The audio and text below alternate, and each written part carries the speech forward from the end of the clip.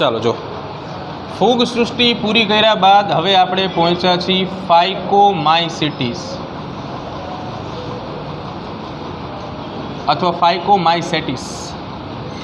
આ ફાઇકોમાઇસેટિસ જે છે એ ફૂગનો વર્ગ છે, બરાબર. ફૂગના અલગ અલગ પ્રકારો પણ તમે કહી શકો છો. ફાઇકોમાઇસિટીસ જે છે મોટા ભાગે આ ફૂગ જે છે તમને ક્યાં જોવા મળે? તો ફાઇકોમાઇસિટીસ તમને જોવા મળશે જલજ નિવસન તંત્રમાં. એટલે આપણે વાત કરીએ નિવાસ સ્થાનની. નિવાસ સ્થાનનો અર્થ એવો થાય કે ક્યાં જોવા મળે છે, બરાબર, ક્યાં વસે છે, ક્યાં રહે છે. તો આ તમને જોવા મળશે જલજ વિસ્તારોમાં.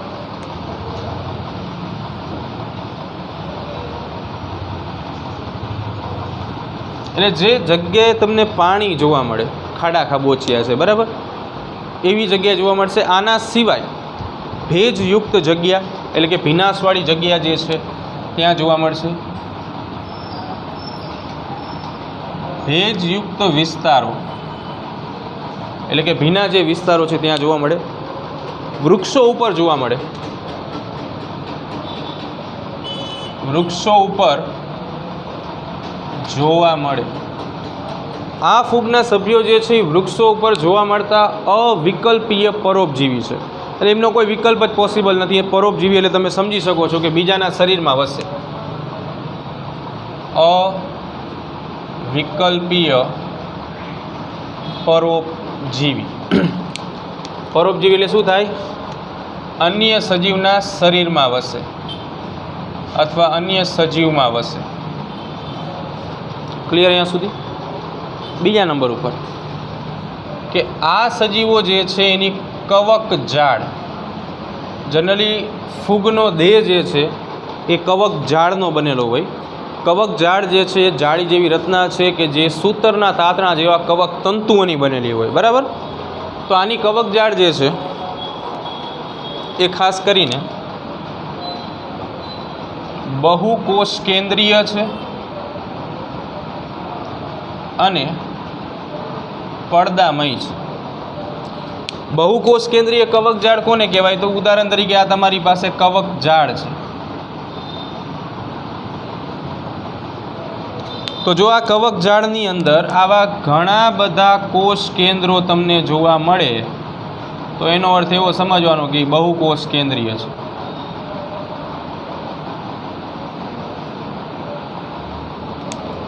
બરાબર. કવક જાળની અંદર આ કવક જાળ તમને એમને એમ ના દેખાય પણ માઇક્રોસ્કોપમાં દેખાય, બરાબર.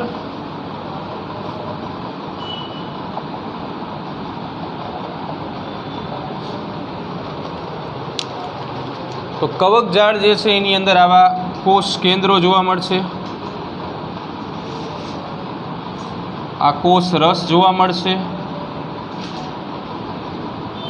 પડદા જેવી આવી રચના જોવા મળે જે તમે સૂક્ષ્મદર્શક યંત્રમાં જુઓ ને, પડદા. બહુકોષ કેન્દ્રીય એટલે ઘણા બધા કોષ કેન્દ્રો ધરાવે. પડદામય એટલે પડદાની હાજરી જોવા મળે. ઘણા બધા કોષ કેન્દ્રો ધરાવે. પડદામય એટલે પડદાની હાજરી ધરાવે. હવે ટેક્સ્ટબુકમાં એક જગ્યાએ અંડરલાઇન કરવાની છે આપણે. આ બંને જગ્યાએ પહેલાં તો આપણે કરી નાખશું અંડરલાઇન, બરાબર. કે ભાઈ બહુકોષ કેન્દ્રીય અને પડદામય કવક જાળ જોવા મળે. આવા પ્રશ્નો તમને એક એક માર્કમાં પૂછાતા રહેશે, બરાબર. એટલે અત્યારે આપણે ખાસ આવા પ્રશ્નો ઉપર ધ્યાન આપવાનું કે જે એક એક માર્કમાં પૂછાતા હોય. પડદામય એટલે પડદાની હાજરી જોવા મળે. કોષ કેન્દ્રો વધારે હોય તો એવી કન્ડિશન, એવી અવસ્થાને શું કહેશું આપણે? બહુકોષ કેન્દ્રીય અવસ્થા કહેશું, બરાબર. ચાલો, તો ત્યાં આપણે ખાસ એક અંડરલાઇન કરી નાખશું. નિવાસસ્થાનમાં અંડરલાઇન કરશું આપણે કે કઈ જગ્યાએ જોવા મળે. કવક જાળમાં અંડરલાઇન કરી નાખો, બરાબર. ચાલો, હવે પ્રજનન. પ્રજનન વિશે આપણે જાણીએ છીએ કે પ્રજનન શું છે કે કોઈ પણ સજીવ નવી સંતતિનું સર્જન કરે છે તો એ પ્રક્રિયાને આપણે પ્રજનન તરીકે ઓળખીએ છીએ. તો અહીંયા ફાઇકોમાઇસિટીસવાળા ફૂગના ઘટકો કેવી રીતે પ્રજનન કરે છે, રિપ્રોડક્શન. તો પ્રજનન બે રીતે થાય. પ્રજનનના બે મુખ્ય પ્રકાર છે. એમાં પહેલા નંબર ઉપર આપણે વાત કરશું અલિંગી પ્રજનન. આપણે ઓનલાઈન સેશનની અંદર પહેલું ચેપ્ટર ચલાવેલું હતું અને એની અંદર આપણે આ બંને પ્રકારના પ્રજનન વિશે વાત કરેલી હતી, અલિંગી અને લિંગી. અલિંગી પ્રજનન જે છે જનરલી ક્યારે થાય તો કે કોઈ એક જ સજીવ વડે જે પ્રજનન થાય એને આપણે શું નામ આપીશું? અલિંગી પ્રજનન, બરાબર. તો અહીંયા આ ફૂગની અંદર બીજાણુઓ દ્વારા અલિંગી પ્રજનન થાય. કોના દ્વારા થાય? બીજાણુઓ. શબ્દ યાદ રાખવાનું, બીજાણુઓ હંમેશા અલિંગી પ્રજનનમાં જ ઉપયોગી થાય અને સ્પોર્સ કહેવામાં આવે અંગ્રેજીમાં. બીજાણુઓ જે છે એ બીજાણુઓ જનરલી બે રીતે ઉત્પન્ન થતા હોય. આના પછીના એક વર્ગમાં આપણે વધારે સમજશું. એટલે પહેલાં અહીં અંડરલાઇન કરો, બીજાણુઓ દ્વારા શું થશે? અલિંગી પ્રજનન થશે. નંબર 2, બે બીજાણુઓ જ્યારે જોડાય છે, અંડરલાઇન કરો, બીજાણુઓ દ્વારા શું થશે? અલિંગી પ્રજનન થશે. ક્લિયર? બીજાણુઓના મુખ્ય 2 પ્રકાર હોય જે કસાની હાજરીના કારણે હોય. કસા આપણે જાણીએ છીએ શું છે, બરાબર. તો બીજાણુઓના 2 પ્રકારો આપણે સમજીએ તો સૌથી પહેલાં આવે ચલિત બીજાણુઓ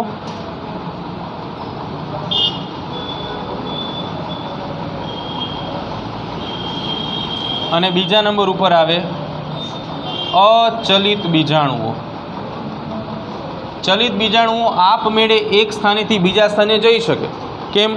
કારણ કે એ બીજાણુઓની અંદર તમને કસા જોવા મળશે. ઉદાહરણ તરીકે આ એક બીજાણુ છે, આ બીજું બીજાણુ છે. તો જે બીજાણુઓની અંદર તમને કસા નામની રચના જોવા મળે તો એ ચલિત બીજાણુ છે. ચલિત બીજાણુનો અર્થ શું થાય? બીજાણુ એક સ્થાનેથી બીજા સ્થાને જઈ શકે. બીજાણુ એક સ્થાનેથી બીજા સ્થાને જઈ શકે આરામથી. કેમ? કારણ કે અહીંયા શું છે? એની પાસે કસા છે. અચલિત બીજાણુઓ શું થાય તો કે એક સ્થાનેથી બીજા સ્થાને જઈ શકે નહીં.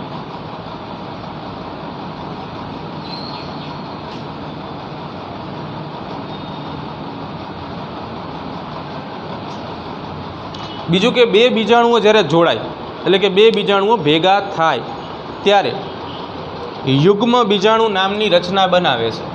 ફોર એક્ઝામ્પલ કે આપણી પાસે આ એક બીજાણુ છે, આ બીજું બીજાણુ છે, બંનેને નામ આપી દઈએ આપણે.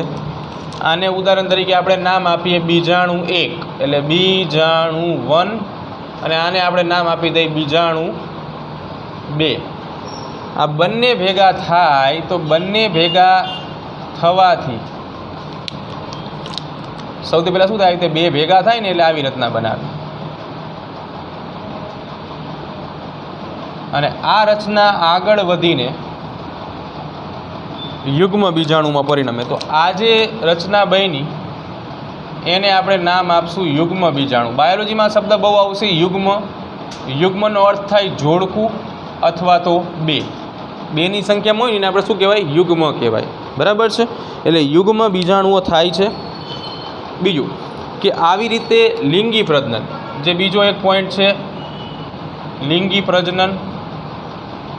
તો અહીંયા અંડરલાઇન કરશું આપણે કે લિંગી પ્રજનન જે છે એ જન્યુઓ દ્વારા થાય. કોના દ્વારા થશે? જન્યુઓ દ્વારા થાય. જન્યુ એટલે ગેમેટ્સ, બરાબર. લિંગી પ્રજનન ખાસ વસ્તુ યાદ રાખવાની, જ્યારે અલિંગી શબ્દ વપરાય છે ત્યારે બીજાણુઓ, લિંગી પ્રજનન વપરાય છે ત્યારે જન્યુઓ. તો અહીંયા એક અંડરલાઇન કરી નાખો, લિંગી પ્રજનન જન્યુઓ દ્વારા થશે. જન્યુઓના 2 પ્રકારો તમને આપ્યા છે એ આપણે સમજાવવાના છે. તો જન્યુઓ જે છે એના 2 પ્રકાર છે. એમાં પહેલા નંબર ઉપર આપણે વાત કરશું સમજન્યુ અને બીજા નંબર ઉપર આપણે વાત કરશું વિષમજન્યુ. સમજન્યુ જો શબ્દ સમજો, સમ એટલે સરખું, વિષમ એટલે જુદું. તો જે જન્યુઓ દેખાવે અથવા તો બાહ્યાકાર દ્રષ્ટિએ સરખા હોય એને સમજન્યુ કહેવાય. દેખાવ કે બાહ્યાકાર દ્રષ્ટિએ સમાન હોય તો એને સમજન્યુ કહેવાય. પણ દેખાવ કે બાહ્યાકાર દ્રષ્ટિએ જુદા જુદા હોય તો એને વિષમજન્યુ કહેવાય. દેખાવ કે બાહ્યાકાર વિદ્યાની દ્રષ્ટિએ જુદા જુદા હોય તો તેને વિષમજન્યુ કહેવામાં આવે. બરાબર? જન્યુઓ દ્વારા શું થશે? લિંગી પ્રજનન થશે. એક એના ઉદાહરણ નીચે અંડરલાઇન કરશું. ઉદાહરણ નીચે અંડરલાઇન કરો, મ્યુકર, રાઇઝોપસ, આલ્બ્યુગો,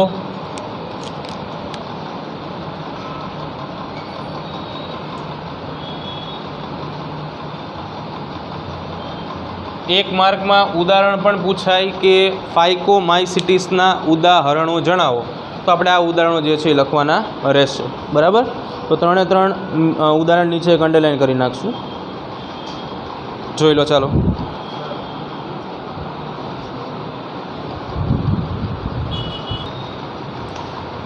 જો હવે આસ્કોમાઇસેટિસ બીજો ફૂગનો વર્ગ. તો સૌથી પહેલાં કોથળીમય ફૂગ તરીકે એને ઓળખવામાં આવે છે. એનું કારણ એવું છે કારણ કે કોથળી જેવી રચના ધરાવે. કોથળી જેવી રચના ધરાવે, ફૂલાયેલી રચના ઇન શોર્ટમાં. બરાબર. બહુકોષી શબ્દ આપણે કદાચ જાણીએ છીએ. ફૂગનું શરીર જે છે એ જો એક કરતાં વધારે કોષોથી બનેલું હોય તો એને બહુકોષી કહેવાય. બરાબર.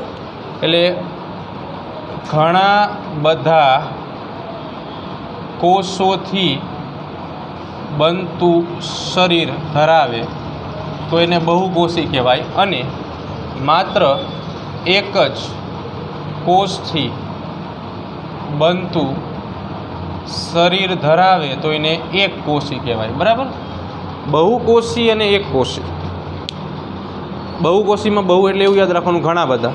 એક કોષીમાં એક એટલે તો યાદ જ રહી જશે એક કોષી. બહુકોષી પાછળ છે કોષ, એટલે ઘણા બધા કોષો તો બહુકોષી. માત્ર એક જ કોષ છે તો એક કોષી. બધાના ઉદાહરણો આપણે યાદ રાખવાના છે. ઉદાહરણ તરીકે બહુકોષી છે તો એ બહુકોષીનું ઉદાહરણ આવશે પેનિસિલિયમ. ફૂગનું નામ છે. અને એક કોષીનું ઉદાહરણ આવશે ઈસ્ટ. બરાબર. ધીમે ધીમે યાદ રહી જશે. થોડાક અત્યારે કદાચ અઘરા નામ પડે પણ 2-3 વાર વાંચશો એટલે આરામથી બધું યાદ રહી જશે. બરાબર. આ બધા હતા એના દેહના પ્રકાર. આ 4 જે પોઈન્ટ છે એ પોષણના પ્રકારો છે કે ભાઈ આ ફૂગ કઈ રીતે પોષણ મેળવે છે, ખોરાક કઈ રીતે મેળવશે. તો એમાં સૌથી પહેલાં છે મૃતોપજીવી, એટલે કે મૃત પદાર્થોમાંથી પોષણ મેળવે.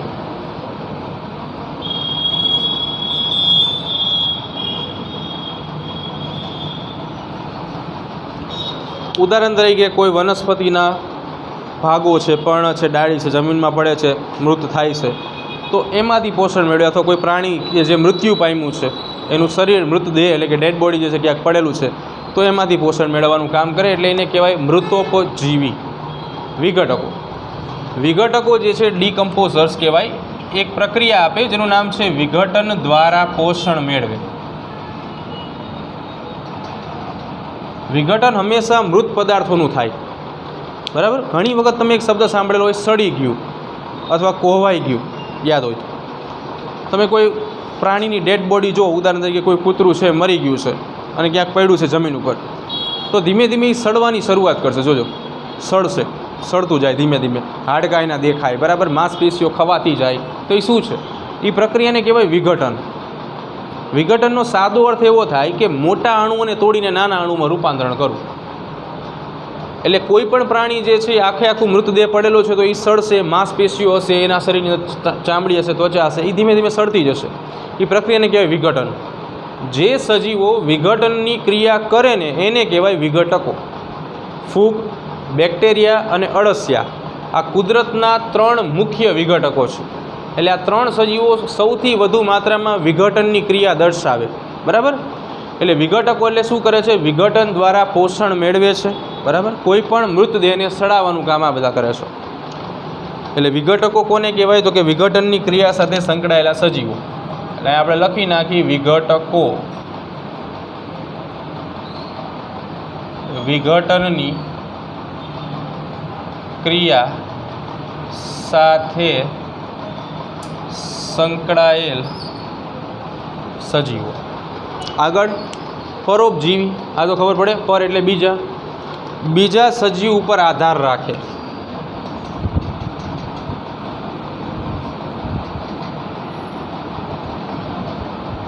પોષણ માટે આધાર રાખશે. છાણભક્ષી. પાલતુ પ્રાણીઓ છે કે કોઈ અન્ય પ્રાણીઓ છે, પશુઓ છે, એના છાણમાંથી પોષણ મેળવતા હોય ને તો એવા સજીવોને છાણભક્ષી કહેવાય. બરાબર. એની અંદરથી પોષણ મેળવશે. એટલે પશુઓના છાણમાંથી પોષણ મેળવે.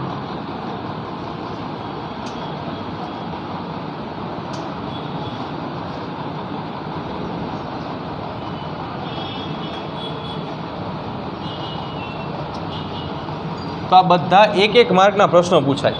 વ્યાખ્યા આપો મૃતોપજીવી કોને કહેવાય, વ્યાખ્યા આપો વિઘટકો કોને કહેવાય, વ્યાખ્યા આપો પરોપજીવી કોને કહેવાય, વ્યાખ્યા આપો છાણભક્ષી કોને કહેવાય. બરાબર.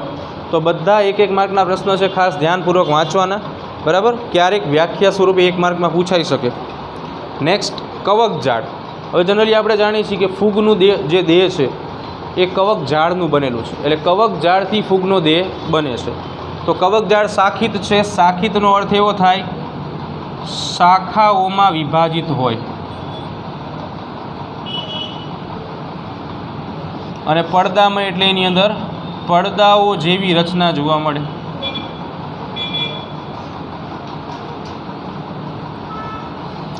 ચાલો, શાખિત કવકજાળ કોને કહેશું?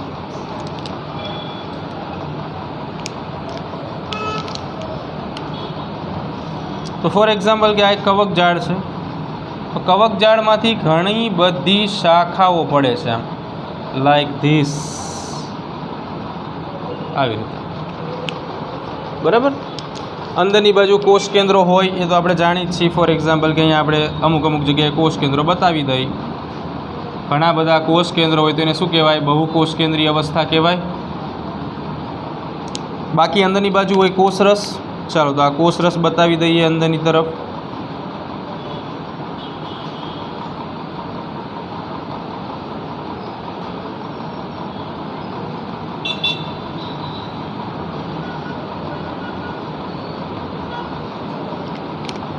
અને અહીંયા આવા પડદા જેવી રચના તમને જોવા મળે.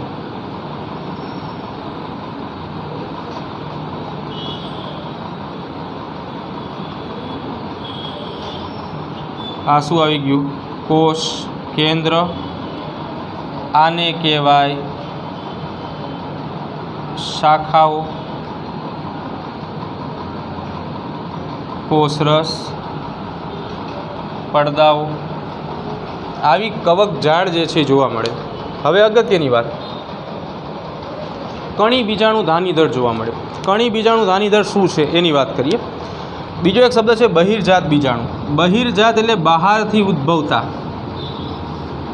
બહારથી ઉદ્ભવતા બીજાણુઓ હોય ને એને બહિર્જાત બીજાણુ કહેવાય. આમાં શું થાય?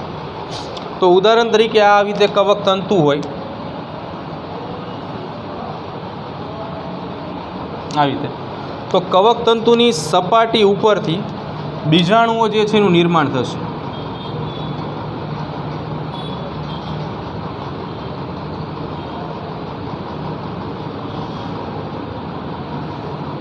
અને આ બીજાણુઓ બહારની સપાટી ઉપરથી સર્જાતા હોવાથી એમને બહિર્જાત કહેવામાં આવે.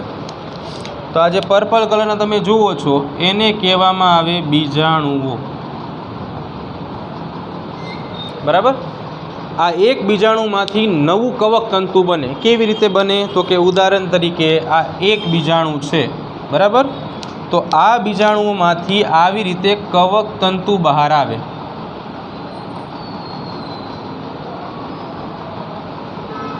આવા ઘણા બધા કવક તંતુઓ ભેગા થાય. ઉદાહરણ તરીકે આ એક કવક તંતુ, આ બીજો કવક તંતુ, આ ત્રીજો, આ ચોથો, આ પાંચમો.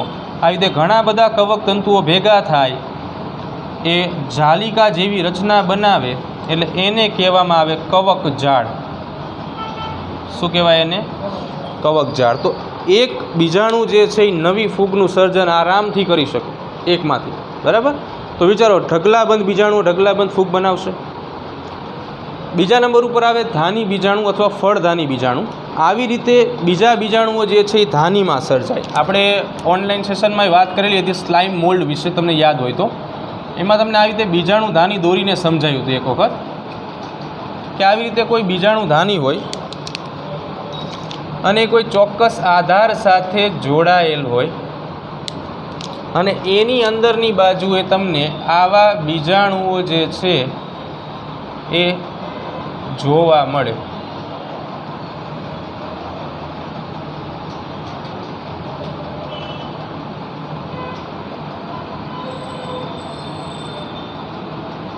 સ્પોર્સ. બરાબર. જેવી આ ધાની ફાટે, ફોર એક્ઝામ્પલ અહીંથી તૂટી ગઈ, એટલે આ બધા બીજાણુઓ જે છે ને બહાર નીકળે. એટલે ધાની બીજાણુ જે છે એ બીજાણુ ધાની અને બીજાણુ ધાની કહેવાય, અથવા તો ફળ ધાનીમાં હોય અથવા ફળ ધાનીની અંદર હોય. એટલે અંદરની બાજુ હોય એટલા માટે આને કહેવામાં આવે અંતર્જાત બીજાણુઓ. સામે શું હતું? બહિર્જાત હતું. બહિર્જાત ક્યાં હતા? બહારની બાજુ હતા. આ કયા છે? અંતર્જાત. એ ક્યાં હોય? અંદરની બાજુ હોય. બરાબર. ચાલો, આને કહેવામાં આવે બીજાણુ ધાની. હવે એની ઉપયોગિતા શું છે? તો સામાન્ય રીતે કેટલાક જૈવ રસાયણો બનાવવા માટે અને જૈવ રસાયણો એટલે કે બાયોકેમિકલ્સ કહેવાય આને. સાથે સાથે જૈવ રસાયણો ઉપરાંત કેટલીક જનીનિક ક્રિયાવિધિઓમાં ઉપયોગી. ઘણી કોસ્મેટિકની અંદર અમુક કેમિકલ્સ આવતા હોય તો એવા રસાયણો બનાવવા માટે શું હોય? આવા ફૂગનો ઉપયોગ કરવામાં આવે. તમે અત્યારે રસી નામ સાંભળો છો, બરાબર. પછી અમુક ઇન્સ્યુલિન નામ સાંભળ્યું હોય, ડાયાબિટીસવાળા દર્દી ઇન્જેક્શન લેતા હોય, તો એ બધું શું હોય કે ભાઈ આવી રીતે બનાવવામાં આવે. અને આની અંદર આવા આપણા જેવા વૈજ્ઞાનિકો જ હોય જે બાયોલોજી કરીને ગયા હોય, બરાબર. એટલે એક તક તમારે એના માટે છે એક સ્કોપ, બરાબર, કે ત્યાં જઈને તમે કામ કરી શકો છો. બીજું કે ખાદ્ય રંગો માટે, ખાવાલાયક રંગ માટે, કાળા રંગ માટે બફલ્સ અને પીળા રંગ માટે મોરેલ્સ નામની આસ્કોમાઇસેટિસ વર્ગની ફૂગ વપરાય છે. અને છેલ્લે એના ઉદાહરણો જે એક માર્કમાં પૂછાઈ શકે: ન્યુરોસ્પોરા, ક્લેવિસેપ્સ અને એસ્પરજિલસ. બરાબર.